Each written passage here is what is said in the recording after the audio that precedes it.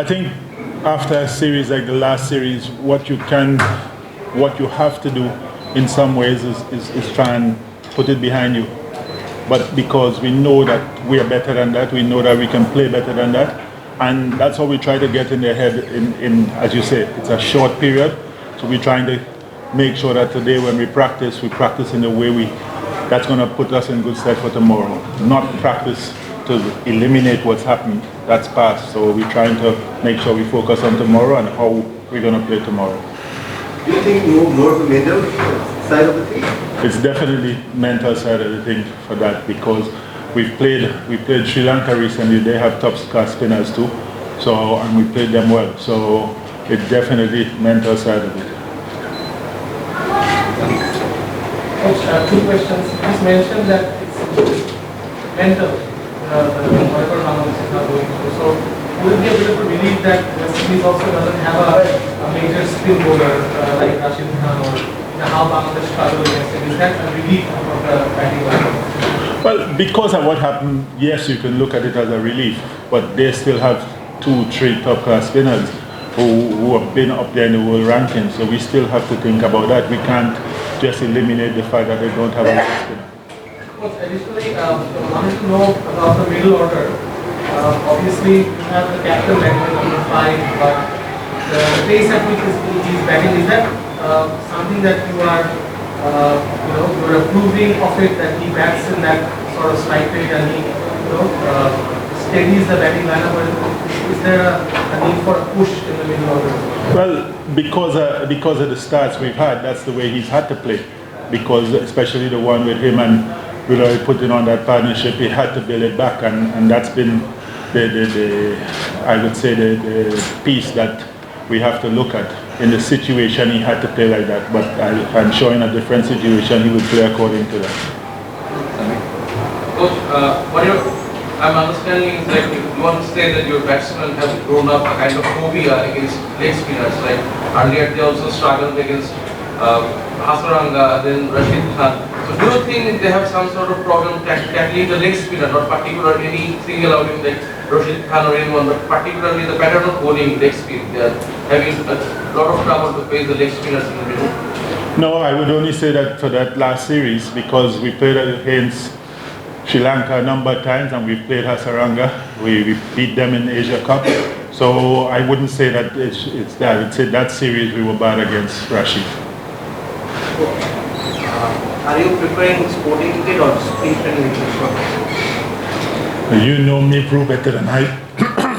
You know me, Prue, a lot better than I do. So you tell me, because I'm looking at the wicket. It looks like a normal Maple wicket, so it usually has some sort of turn in it. So which is good.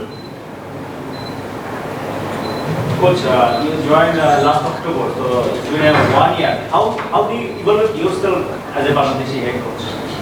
How do I develop myself? I right now I'm still getting accustomed to certain things, but also I am just imparting the direction I want the team to go in, the direction the two captains want the team to go in. We're just trying to make sure that we're going in that direction. So it's about learning, it's about teaching, and getting them to understand international cricket and how we assess situations in international cricket. So that's what I'm trying to make sure everybody understands in the team. Zakir was in very good form from the last question he series, but in the recent times he is not in form. So what's going on inside his head, and are you preferring Ongkon on behalf of him? Yes, you're right about him being in proper form against West Indies the last time, but that's how cricket goes. A lot of players are in form one series and the next time they're not. So we have to make sure that we try and get them back into that good form. And to answer the last part, we haven't decided on what we're going to do until this evening. We will decide after practice. Someone like Tamil doesn't come in, working around for a while now, and he has played the big tournaments like World Cups, Asia Cups. We all know he has immense potential. We have shown also some hints of innings here and there, but not that consistent. So, what do you think he's lacking? Look, I don't think he's lacking anything. I think some players are like that when they now start.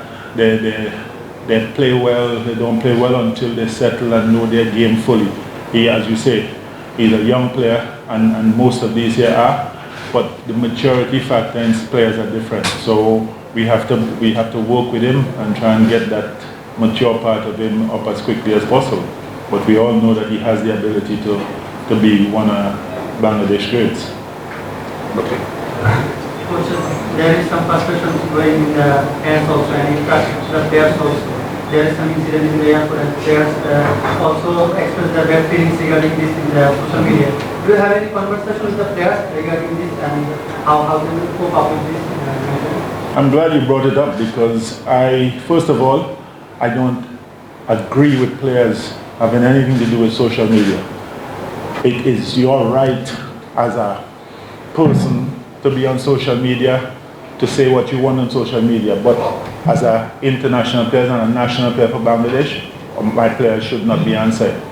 But I would say one thing, it is not nice to bring racial tones into anything to do with players. I don't care where you're from, where the racial part of it, I am disgusted with against Jackie Ali.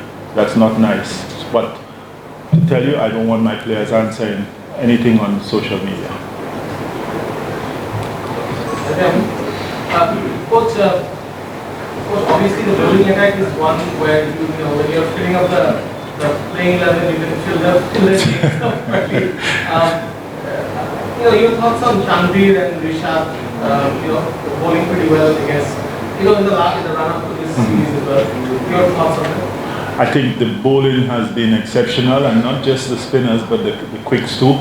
That group of quicks that we have been good because we've been all time rotating, trying to make sure everybody is as fit as possible because we've had a lot of games, and I think they've been exceptional, and especially now Tanvir and Rishad bowling in tandem, it's a great thing for the team.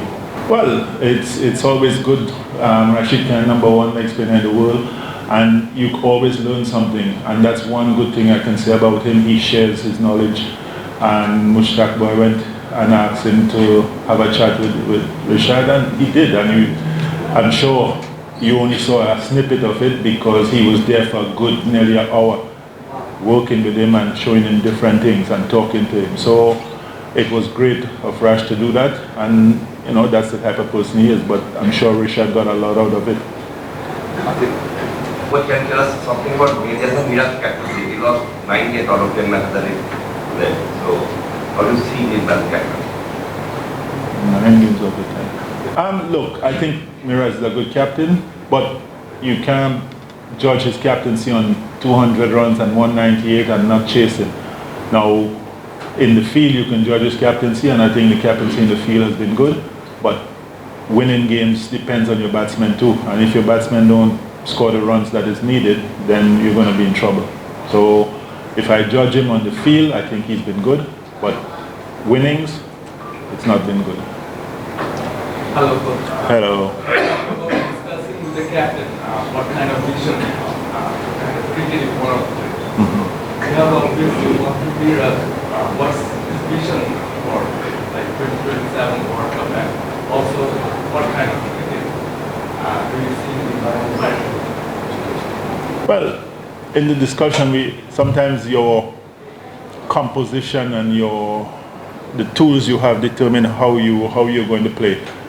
We don't have the tools like England to come out like that, but we do have the tools, batting wise, to put up totals of 300. We showed that in the Caribbean, 290, 300 we put up. So we do have the tools for that, and we have to just get the players' mindset as to what are their roles in of getting to 300, and that's something we're working very hard on.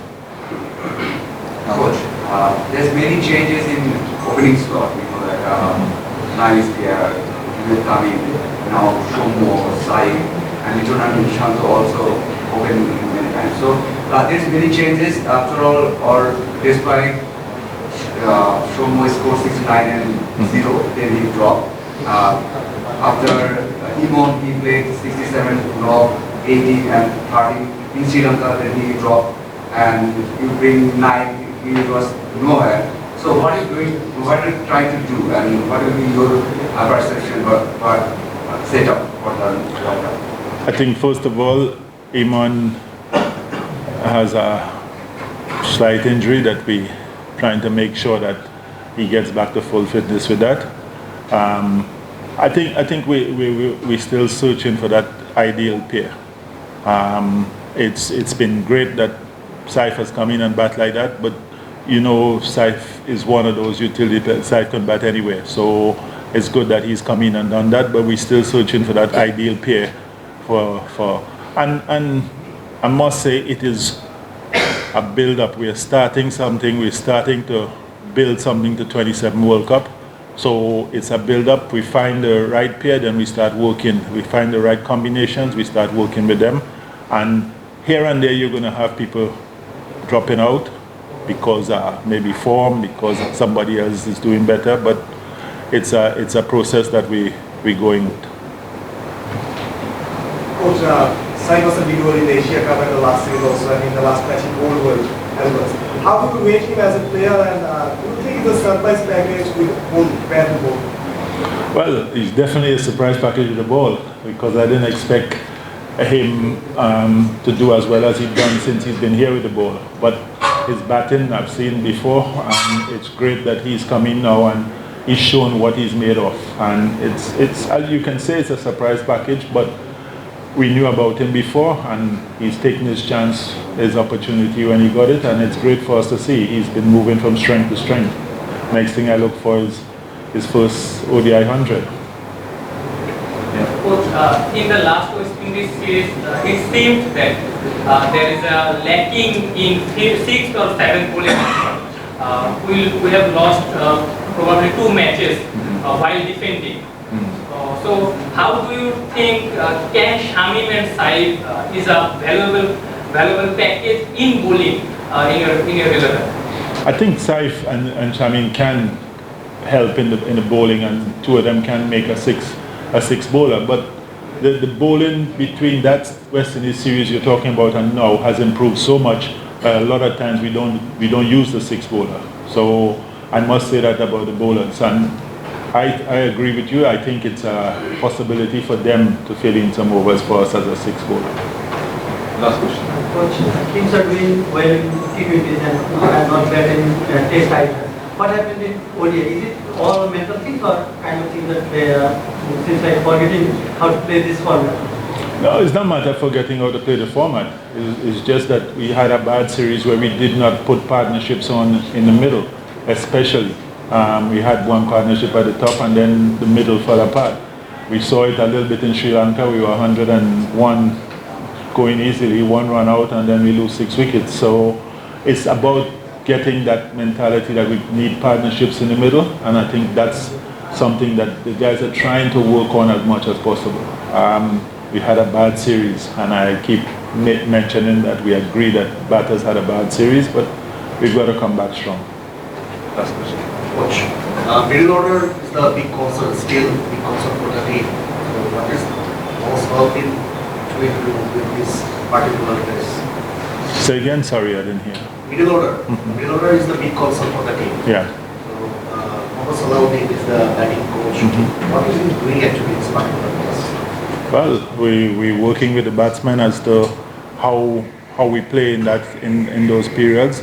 We're working with the batsmen of how they assess the situations and know what they need to do in that period.